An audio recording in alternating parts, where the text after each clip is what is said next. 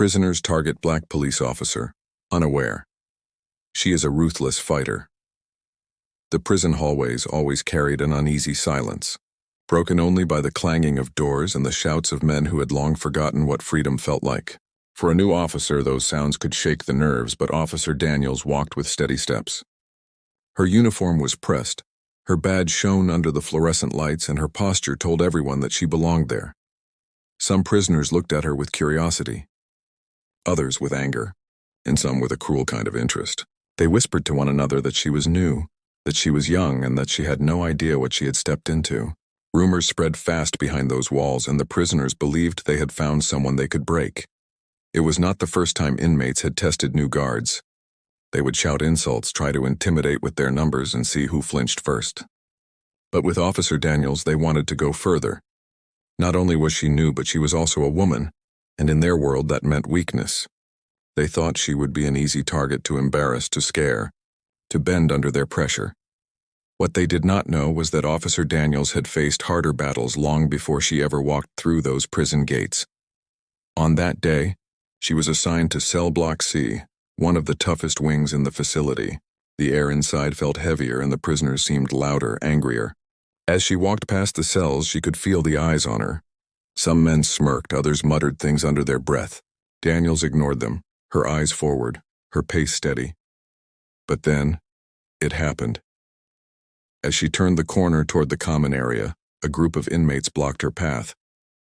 They were bigger than her, dressed in the same orange uniforms, their muscles hardened from years of lifting weights in the yard. At the center stood Marcus, a man known for controlling others with his voice as much as with his fists. He had a way of rallying men around him, and he enjoyed humiliating guards whenever he could. He stepped closer to Daniels, his eyes burning with a challenge. The hallway grew quiet. The other inmates leaned out from their cells to watch.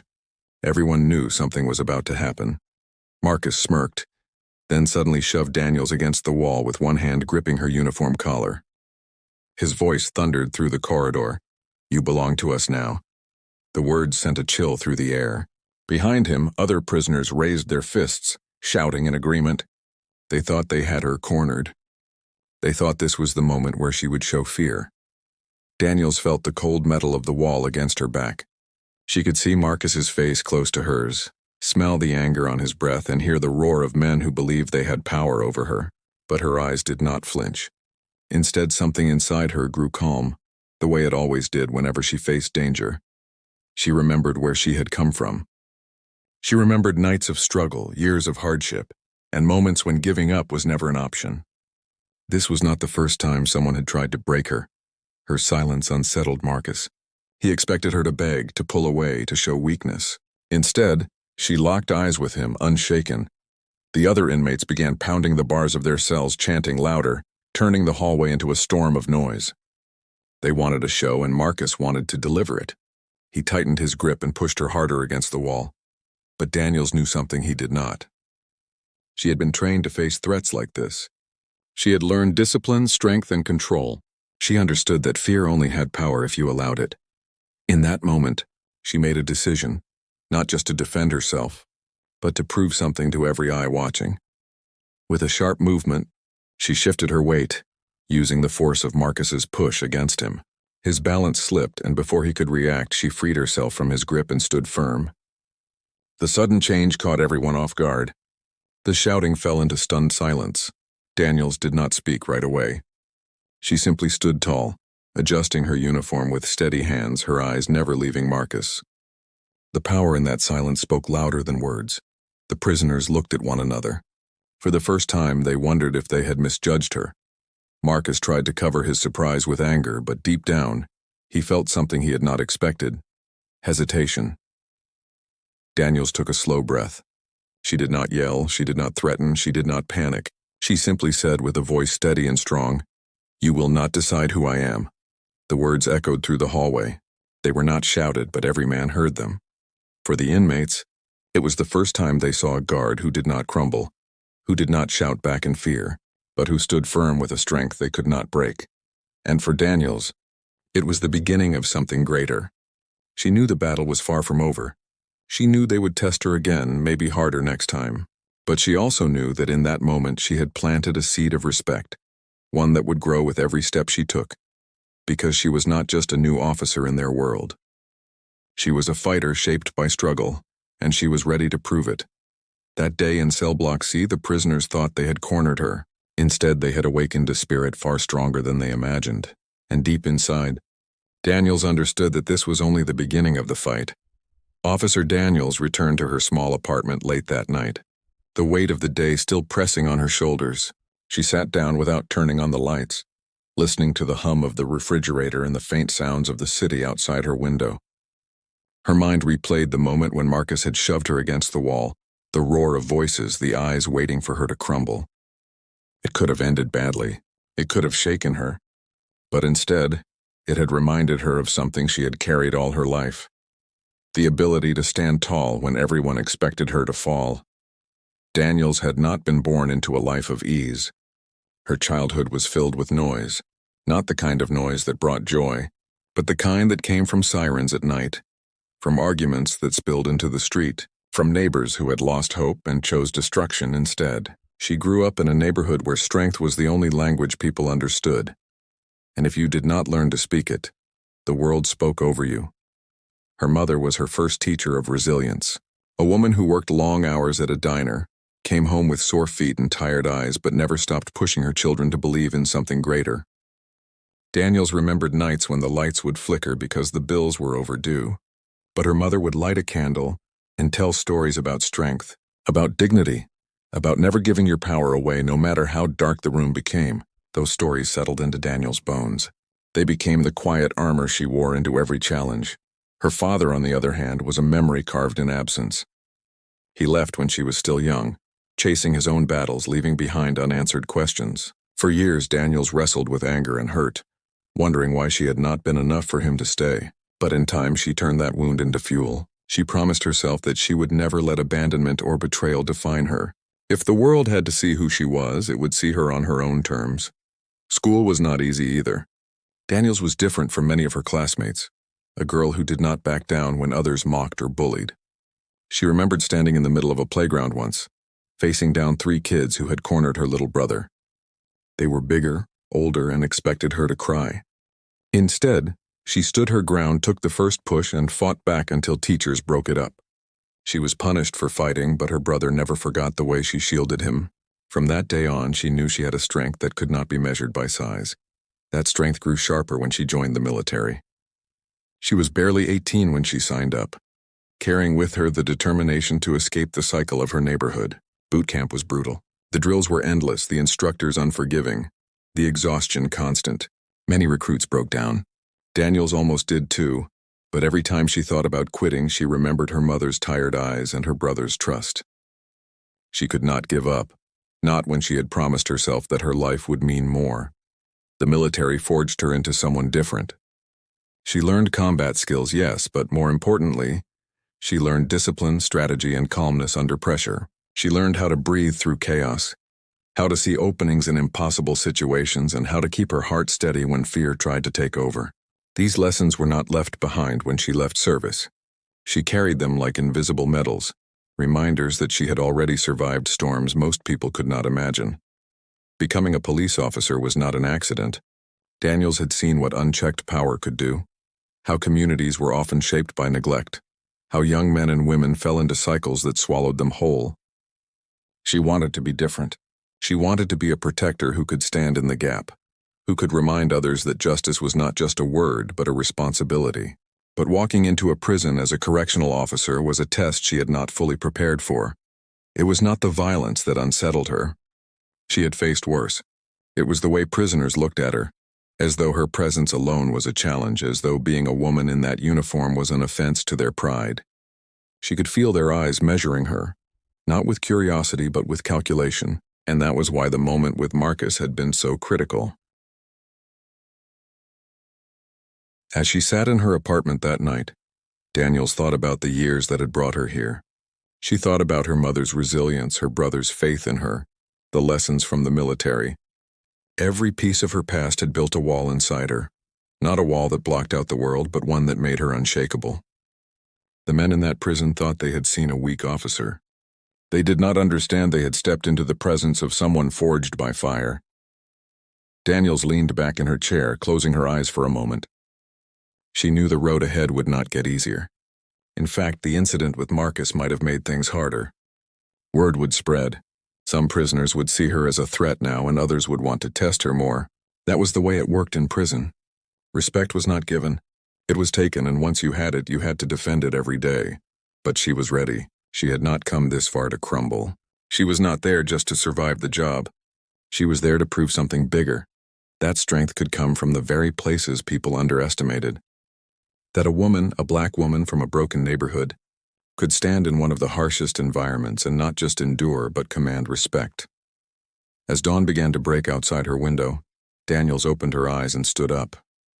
She looked at her reflection in the mirror.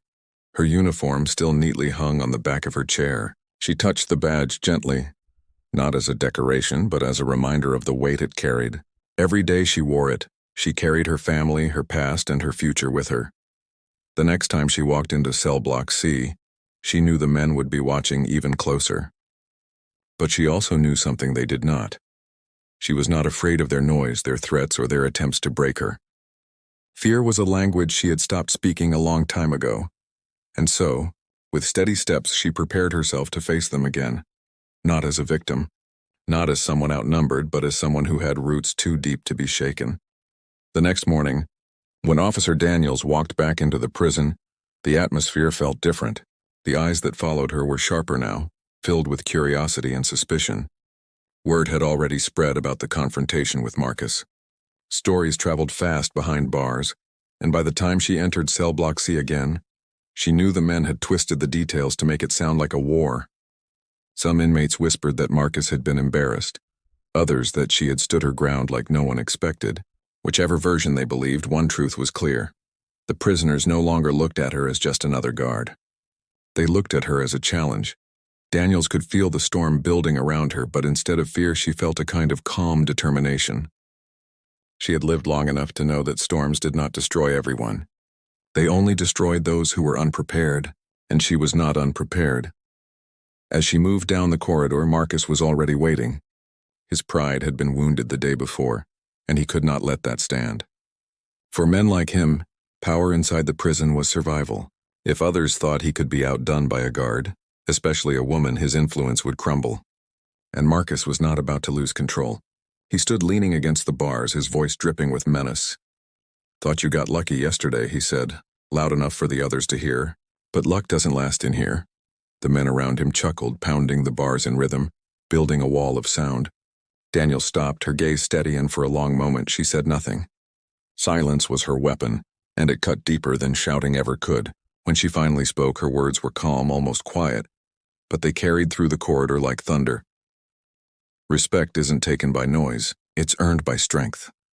The prisoners quieted, some exchanging glances as if wondering how this woman managed to remain so composed in a place where fear usually dictated every exchange. Marcus smirked, but Daniels noticed the flicker in his eyes.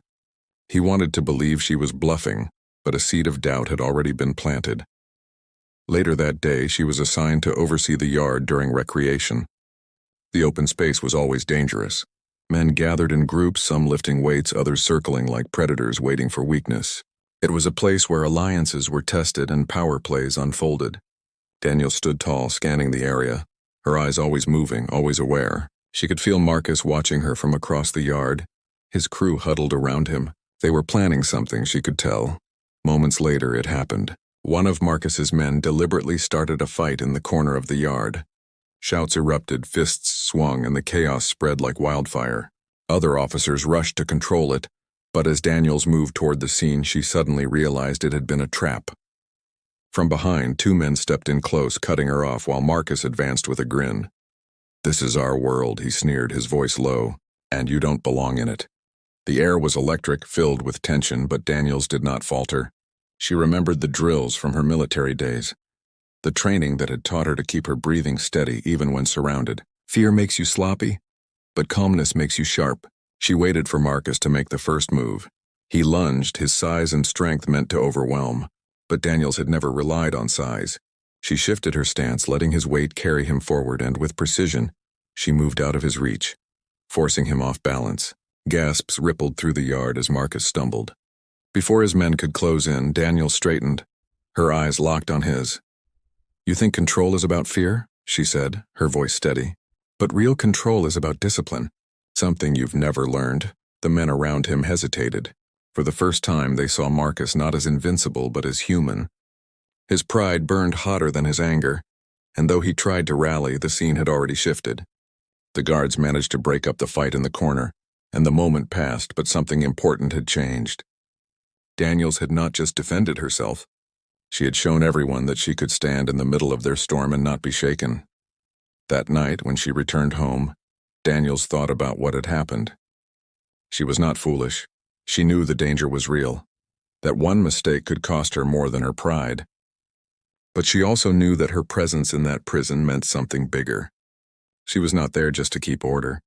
She was there to show that strength did not always look the way people expected. Strength could come in the form of discipline, calmness, and courage that refused to bow to intimidation. She thought again about her past, about the nights when her mother came home exhausted but never defeated, about the moments when she had to protect her brother even when she was afraid. Every hardship had prepared her for this. The prison was just another battleground, and the men inside were just another set of challenges. The next day, she walked back into the cell block with the same calm stride. The noise rose again, shouts and taunts filling the air, but she let it wash over her like water over stone. Marcus glared at her from his cell, his pride still wounded, his mind already plotting. But Daniels knew something he did not. Storms might rage, but they always pass. What remains afterward is what truly matters, and Daniels was not going anywhere. She was ready to face the storm again and again until respect was no longer questioned, but undeniable, because storms do not scare those who have already learned how to stand in the rain. The morning after the yard incident, Daniels knew she was walking into something heavier than before. The prison walls seemed to hum with whispers. Stories had a way of bending and stretching inside those gates, and now her name had become part of those stories. Some inmates told the tale of how she had made Marcus stumble. Others claimed she had stared him down without blinking, and a few added their own exaggerated details, saying she had moved with the speed of someone trained for war. Whatever the version, the point was the same. Officer Daniels was no longer just another face in uniform. She was someone who carried weight, but weight inside a prison was dangerous. Respect did not come easily, and fear often walked hand in hand with it. She could see it in the way men leaned back slightly when she walked past, the way their voices dropped just enough when her eyes swept over them. It was not trust yet, and it was not admiration. It was the first fragile layer of respect born out of the realization that she was not the kind of officer who could be broken. Daniels knew better than to mistake fear for true respect. Fear might silence a crowd, but it did not change hearts. Still, in a place where weakness was preyed upon, even a hint of respect was a start. She moved through her shifts with calm purpose, never rushing, never letting her emotions show. To the prisoners, her silence began to feel heavier than threats. It was as if she carried some knowledge, some strength they could not quite name. Marcus, on the other hand, grew restless. His pride was bleeding, and pride was all he had left. In the prison hierarchy, reputation was survival, and he could not allow his to crack. Each day, Daniels could see him pacing his cell, his jaw tight, his eyes tracking her every move. He was plotting, waiting for another moment to strike, convinced that if he could bring her down publicly, he would regain what he had lost. But Daniels was not concerned with Marcus alone. She saw beyond him, saw the dozens of eyes that watched not just him but her, waiting to see which way the balance would tip. She knew the men were learning something, even if they would never admit it out loud. Control was not always the loudest voice in the room. Sometimes control was the one who stayed steady when chaos demanded panic. One afternoon, an incident broke out in the cafeteria. A tray was thrown, tempers exploded, and in seconds the room was filled with shouting and pushing. Other officers rushed in, shouting commands, their hands resting nervously on batons. Daniel stepped into the noise with the same unhurried stride she always carried. She did not shout, did not wave her arms, did not add to the storm. Instead, she moved with deliberate calm, her eyes sharp, her voice cutting through the chaos when she finally spoke. "Sit down. Now." Something about the way she said it froze the moment. Her voice did not rise above the noise, yet it somehow sliced through it. A few men hesitated, then sat. Others followed, and within moments the chaos simmered down. The other officers looked at her in disbelief. They had seen fights take hours to control, but she had settled it with one command. It was not magic, it was presence. It was the kind of authority that came not from fear of punishment, but from the recognition of strength. That night, Daniels walked the quiet hallways, reflecting on what had happened. She knew she was still being tested. Every incident, every confrontation, every look was another challenge. But little by little she was proving something not just to the inmates but to herself. That she could stand in one of the harshest environments and not only survive, but guide it. Marcus did not see it that way. To him, every moment of her growing authority was a threat. He watched from the shadows, his jaw tight, waiting for his chance. He convinced himself that Daniels had to fall, that if she stood too long, the balance of power would shift for good. His anger became his obsession. The prisoners who once followed Marcus with blind loyalty began to shift too. Some still stood by him, unwilling to admit weakness, but others started whispering among themselves. They had lived lives where strength was measured in fists and rage, but here was someone showing them a different picture. Daniels did not brag, did not bully, did not scream. Yet somehow she commanded more respect than Marcus ever had. And that planted doubts, dangerous doubts in the minds of men who had once thought violence was the only path. Daniels felt the shift, subtle but unmistakable. When she passed by, there were fewer jeers and more silence. When she gave instructions, more men obeyed without question. It was not admiration, not yet, but it was change. In the quiet moments, she thought of her mother again, of the way she had held the family together with nothing but determination and quiet dignity. Her mother never raised her voice, but her presence filled every room. Daniels realized she was carrying that same legacy now, bringing it into a place where dignity was often the first thing stripped away. There were still nights when doubt crept in. She was human, after all. She would lie in bed staring at the ceiling, asking herself how long she could keep this up, how long before someone tried something worse. But each time she reminded herself of why she was there, not to prove her worth to men like Marcus, but to prove to herself that her strength had meaning. The prison walls tested everyone who walked inside, guard or inmate. They broke many, consumed them in anger or despair. But Daniels was determined not to let that happen. Every day she stood her ground. She was writing a story that said you could come from pain and still rise above it. You could be underestimated and still become unshakable. By the end of the week, even Marcus's closest followers had started looking at him differently. They still laughed at his jokes, still nodded when he spoke, but when Daniels walked past, their eyes followed her instead. They did not admit it, but deep inside they knew the balance had already shifted. Respect had begun to grow, fragile but real, and Marcus could feel it slipping through his fingers. For Daniels, it was not victory yet. It was only the beginning. She knew storms still waited ahead, that the path was far from easy. But she also knew that every step she took inside those walls was proof of something powerful. Strength could not be denied when it was rooted in truth. And in that prison, where fear had always ruled, a new kind of respect was being born, one that even fear could not erase. Days turned into weeks, and the prison began to settle into a new rhythm whenever Officer Daniels was on duty. The inmates had grown used to testing guards, but with Daniels, those tests seemed to lose their edge. She did not bark orders unnecessarily, nor did she wield her authority like a weapon. Instead, she carried herself with quiet confidence, and that confidence became a mirror that exposed the insecurities of those who tried to intimidate her. What struck the inmates most was her consistency.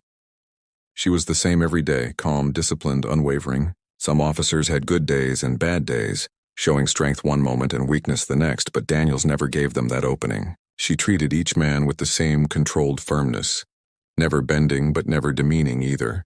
For many prisoners it was confusing.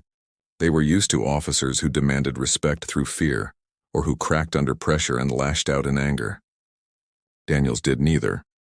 In the cafeteria, when food lines grew tense, she stepped in with a single command, her voice calm yet sharp, and the noise quieted. In the yard, when two groups began to circle each other, fists clenched, she did not rush. She walked straight into the middle, her body steady, her gaze fixed, and within seconds the men dispersed. It was not force that kept them in check, it was presence. The other officers began noticing too. Some envied her control, wondering how she managed to handle situations without escalating them. Others respected her deeply, admitting quietly among themselves that she had something rare, an authority that did not need to shout to be heard. Daniels never sought their approval, but she appreciated the way even the hardest officers began nodding to her in quiet acknowledgement when she passed. Marcus, however, could not let go of his bitterness. He watched every interaction, his pride shrinking as he realized that the men who once hung on his words now listened when Daniels spoke. To him, this was more than just humiliation. It was a slow erosion of everything he had built inside the prison walls. His temper grew shorter, his words harsher, and those who followed him began to sense that his grip was slipping. One afternoon, Marcus tried again to reassert himself. In the yard, as Daniels supervised, he raised his voice, mocking her in front of everyone. "You think you're in charge because you wear that badge," he sneered. "But in here we decide who has power." The men around him looked from Marcus to Daniels, waiting for her response. It was a direct challenge, the kind of moment that could tilt the balance of respect either way. Daniels did not flinch. She walked toward him, closing the space between them, her eyes steady. She stopped only a few feet away, her voice low but clear enough for everyone to hear. "Power without control is weakness," she said simply. The yard grew silent. Marcus's smirk faltered, his pride wounded by the truth in her words. He wanted to react, to explode, but something in her gaze held him back. It was not fear. Marcus was not the kind of man who admitted to fear, but it was the realization that every man watching had heard her words and seen his silence. From that moment on, the whispers shifted.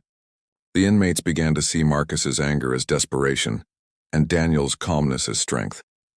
For the first time, respect for a guard was not based on fear of punishment, but on the recognition of genuine authority. Daniels never gloated over these moments. At home, she still wrestled with doubt. She knew how fragile the balance was, how quickly things could turn, but she also knew she was learning as much as the inmates were. Authority, she realized, was not about proving yourself once, it was about proving yourself every day. It was about showing up steady and unshaken, until others had no choice but to accept your strength as real. Her reflection often returned to her childhood, to the nights when her mother held the family together through sheer willpower. She remembered the way her mother's quiet strength had taught her that real authority did not scream. It simply stood firm until others leaned on it. Daniels was beginning to see that she was carrying that same lesson now, living it out in the harshest of places. The other officers slowly began to adapt to her methods too. They stopped rushing into situations with aggression and started observing the way Daniels handled them. They noticed how her calm presence diffused tension before it turned into violence. Some even began asking her quietly for advice, something that would have seemed unthinkable weeks earlier. Daniels never made a show of it. She simply shared what she knew, that control started with self-control, and respect was earned by consistency, not noise. Marcus's frustration boiled over eventually. In the shadows of his cell, he raged about Daniels, blaming her for the cracks in his influence. But the men around him no longer carried the same conviction. They still listened, but the fire in their loyalty had dimmed. They had seen something different, and once seen, it could not be unseen. Daniels, meanwhile, continued to walk her path. Every day was still a test, but each test became another lesson. She was not just guarding a prison anymore. She was reshaping what authority looked like inside those walls. To the men, she became more than an officer. She became a living example that true strength does not need to shout, and that even in the darkest places, dignity can stand unshaken. And though she never said it out loud, Daniels knew something deep inside. The prison was not only changing because of her, but she was changing because of it. The lessons she lived each day about patience, resilience, and control were shaping her into someone stronger than she had ever imagined. By the time a month had passed, Officer Daniels could feel the subtle but undeniable change in the air. It was not something you could measure with numbers or see written in reports, but it was there in the way the men carried themselves when she walked by, in the way conversations quieted not out of fear, but out of something closer to acknowledgement. She was not a rumor anymore. She was not the new officer waiting to be tested. She was becoming part of the reality the prisoners could not ignore. It began with small gestures. A prisoner who once spat insults under his breath now lowered his eyes when she passed. Another, who had mocked her presence, now lined up in silence when she gave instructions. There were no apologies, no words of recognition. But in a place where pride was everything, silence itself was a form of respect. Daniels understood that change in such an environment never happened in grand announcements. It happened in whispers, in the spaces between actions, in the way men began to carry themselves differently because of what they saw. One afternoon, while making rounds in the workshop, she noticed a man struggling with his assignment. The machines rattled, the noise filled the room, and frustration was written across his face. Other officers might have barked at him to hurry or threatened punishment for falling behind. Daniel simply walked over, lowered her voice so only he could hear, and said, "Take a breath. Focus. You've got this." The man froze, not expecting words of encouragement. He glanced at her, then back at the machine, and without another word, he steadied himself and finished his task. He never thanked her, but she saw the difference in his eyes. For the rest of the day, he worked without complaint. Later, Daniels overheard him telling another inmate, "She's different. She actually sees us." That was how the shift began, not in sweeping changes, but in moments where humanity was offered in a place designed to strip it away. Daniels never softened her discipline. Rules were rules, and she enforced them with the same firmness as before. But she also listened when men spoke. She noticed when someone carried a heavier burden and chose not to humiliate them in front of others. She reminded them through her actions that even inside these walls, respect could exist. It was not leniency. It was leadership. And slowly the men began to notice the difference. Marcus, of course, noticed too. To him, every moment where Daniels gained ground felt like another nail in the coffin of his influence. He tried to rally his followers with anger, reminding them that she was just another guard, an enemy in a uniform. But his words did not carry the same weight anymore. Some nodded out of habit, but their eyes betrayed a new truth. They no longer looked at him with the same belief. Authority built on fear was fragile, and once another form of authority appeared, one rooted in consistency and dignity, fear began to crack. The shift became clearer one evening during lockdown. A fight broke out between two inmates, both furious, fists flying with reckless force. Normally, the crowd would cheer, egging them on, but this time something unusual happened. Several men looked toward Daniels as she stepped into the scene. Her voice rang out, not loud but commanding, and the fighters hesitated long enough for officers to separate them. What mattered more was the way the other prisoners reacted. Instead of chaos, there was order, not because they feared punishment, but because they respected the one who had stepped in. Daniels saw it in their faces, the recognition that her presence meant the fight was over. That night, as she sat alone in her apartment, Daniels allowed herself a small smile. She knew the road ahead was still dangerous, but she also knew she had reached a turning point. The men no longer saw her as a target. They saw her as a figure of authority, who had earned her place through resilience, not brute force. That kind of respect was hard to win in a place like prison, but once earned, it carried power. Her thoughts drifted to her younger brother, to the nights she had protected him in their neighborhood, to the way he once told her, "You're the strongest person I know." She realized that in this prison, she was becoming that same figure again, not just for him, but for men who had never seen strength that did not shout or strike first. She was showing them something different, even if they did not have the words for it. Over the following weeks, Daniel saw the shift continue. Men who once looked at her with contempt now asked questions about how to apply for programs or how to earn privileges. They did not call her weak anymore, and they did not try to bait her into mistakes. Instead, they began to recognize her as someone who could be firm without being cruel. Even in silence, the atmosphere had changed. Of course, not everyone welcomed this. Marcus grew more isolated, pacing his cell, plotting ways to reclaim his status. But even he could not deny what was happening. His crew no longer jumped to his orders with the same energy, and some even chose to distance themselves from his schemes. Daniels did not celebrate his downfall. She did not need to. She understood that his loss of influence was not about her defeating him. It was about the men choosing to respect something better. One day, as she made her rounds, an older inmate approached her quietly. He had been in prison for years, his face lined with age, his eyes weary. He did not speak much, but that day he stopped her and said, "You remind me of someone I knew, Someone who didn't break no matter what life threw at them. Don't lose that. Then he walked away before she could respond. The words stayed with her, not because they were grand, but because they came from someone who had seen countless guards come and go, and yet chose to acknowledge her. Daniels knew she had not solved the prison's problems. She knew she had not changed every heart. But she had planted something, a seed of respect, a glimpse of another way to see strength. And in a place where despair often seemed permanent, that was no small thing. She carried herself the same way every day, never relaxing her discipline, never lowering her guard. But in her heart she carried a quiet satisfaction. Change did not need to be loud to be real. Sometimes the most powerful changes were the ones that began in silence, in the simple recognition that someone who could have been broken had chosen to stand unbroken instead. And as the weeks turned into months, Daniels realized she was no longer just surviving the prison. She was shaping it one moment at a time. The prison gates clanged shut behind her one evening as she walked toward the parking lot, the cool air brushing against her face.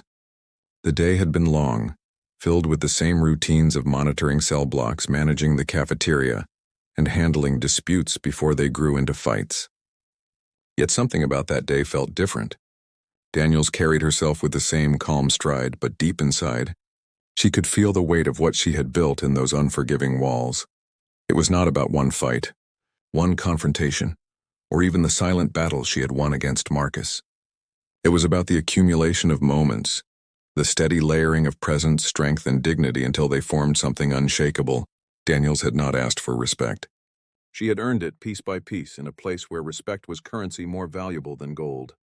When she first arrived, the inmates had seen her as nothing more than a target, a rookie, a woman, someone they believed would fold under pressure.